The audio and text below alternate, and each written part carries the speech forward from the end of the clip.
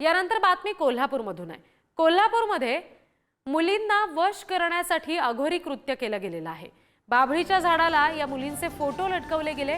लिंबू आणि काळ्या बाहुल्यांचा वापर सुद्धा केल्याचं समोर आलंय। एका तरुणीच्या आई, वडील आणि आजीचे सुद्धा फोटो झाडावर लटकवले।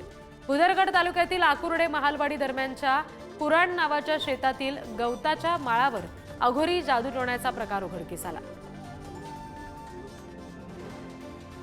आणखी तपशील आपण घेऊया प्रतिनिधी शेखर पाटील यांच्याकडून। शेखर, कोल्हापूरमध्ये आणखी एक जादू टोण्याचा हा सगळा प्रकार समोर आलाय। कालच आपण कर्ले गावातली बातमी सुद्धा या संदर्भात बघितली होती आणि आता पुन्हा एकदा अशा पद्धतीने झाडाला मुलीचे किंवा तिच्या नातेवाईकांचे सुद्धा फोटो अडकवल्याचं समजतंय।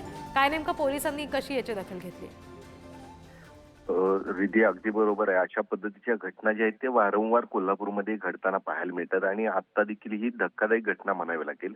काही तरुणींना वश करण्यासाठी प्रेमवीरांनीच खरं तर अशा पद्धतीचे अघोरी कृत्य जे आहे ते केलेलं आहे।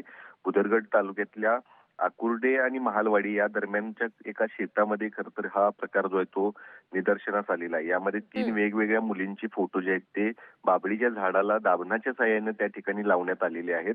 या 3 मुलींपैकी एका मुलगीच्या आजी, आजोबा आणि वडिलांचे देखील फोटो जो आहेत तो या ठिकाणी लावण्यात आलेले आहेत। एवढ्यावरतीच न थांबता युवतींच्या ड्रेसची बटणं सुद्धा या ठिकाणी काही लटकवलेल्या अवस्थेत पाहायला मिळालेली। त्यामुळे एक गंभीर घटना म्हणावी लागेल। अशा पद्धतीच्या घटना ज्या आहेत त्या कोल्हापूरमध्ये वारंवार घडताना पाहायला मिळतात। अशा लोकांवरती तात्काळ कारवाईची देखील गरज आहे, कारण अशा पद्धतीनं दिवसेंदिवस जी प्रकार जे आहे ते वाढताना पाहायला मिळतात। त्यामुळे निश्चितच आहे अशा पद्धतीनं अघोरी कृत्य केल्यानंतर आता पोलीस प्रशासन कशा पद्धतीने या सगळ्याचा तपास करतं आणि संबंधितांवरती आता काही कारवाई होते का पुढच्या काळामध्ये हे देखील पाहणं गरजेचं असणार आहे। रिद्धी, अगदी शेखर, धन्यवाद या सगळ्या तपशिलांसाठी।